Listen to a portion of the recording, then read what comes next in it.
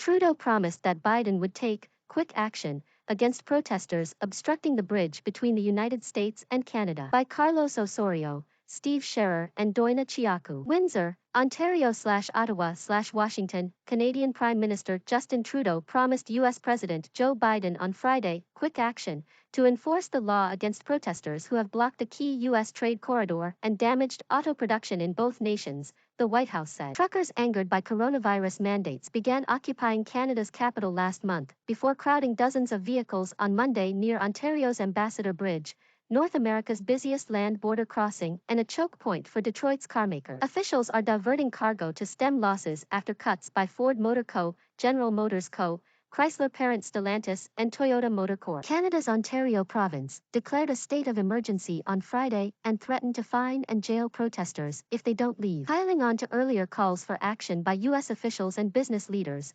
Biden expressed his concerns over plant closures and production slowdowns during the phone call with Trudeau, the White House said in a statement. The two leaders agreed that the actions of the individuals who are obstructing travel and commerce between our two countries are having significant direct impacts on citizens' lives and livelihoods, the statement said. The Prime Minister promised quick action in enforcing the law, and the President thanked him for the steps he and other Canadian authorities are taking to restore the open passage of bridges to the United States, it added. Trudeau told reporters that he agreed with Biden that the blockades cannot continue, and that Canadian banks were monitoring financial activity related to the funding of the protests and taking necessary action. The Freedom Convoy protest, launched by Canadian truckers opposing a vaccinator quarantine mandate for cross-border drivers, is also occupying areas outside government buildings in the capital city of Ottawa and has blocked two smaller U.S. crossings. The protest has inspired similar convoys and plans in France. https://www.reuters.com/world/Europe/French-freedom-convoys-head-towards-paris-police-checkpoints-2022-02-11, New Zealand,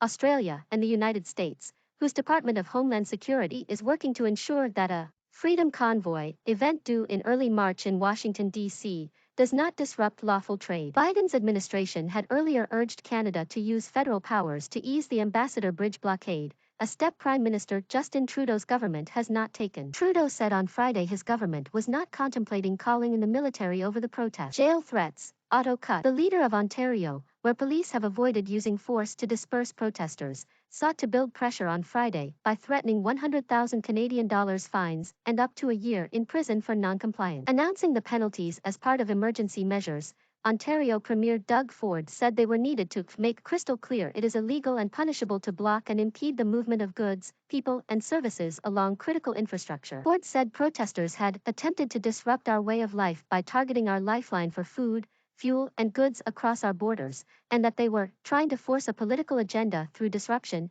intimidation, and chaos. It was not immediately clear if and when authorities would begin issuing fines or seeking jail sentences. A Canadian mayor whose city abuts the bridge sought a court injunction physically removed on Thursday to have the protesters removed. With car production cuts mounting, Ford, the second-largest U.S. automaker, said on Friday it had temporarily halted work at its assembly plant in Ohio. It warned in a statement of a widespread impact on all automakers in both nations. The stock of Canadian autoparts maker Magna International fell 4.4% on Friday after it said it had seen an initial hit from the bridge's closure. General Motors and Toyota also announced new production cuts. Governor Gretchen Whitmer of Michigan, home to nearly a fifth of all U.S. car production, told CNN, the Canadian government has to do whatever it takes to safely and swiftly resolve this. Trudeau says he is working with municipal leaders to end the blockade. His Intergovernmental Affairs Minister, Dominic LeBlanc, said Canada has been very engaged with its U.S. partners over the crisis. Just because somebody doesn't agree with a particular public health measure doesn't entitle them to damage hundreds of millions of dollars of cross-border trade or create enormous disruption and abuse on the streets of the nation's capital, LeBlanc told reporters. Public Safety Minister Marco Mendicino said federal police had deployed additional units to Ottawa, where officers have made 25 arrests so far. Mendicino was scheduled to speak with U.S. Homeland Security Secretary Alejandro Mayorkas on Friday, his office said.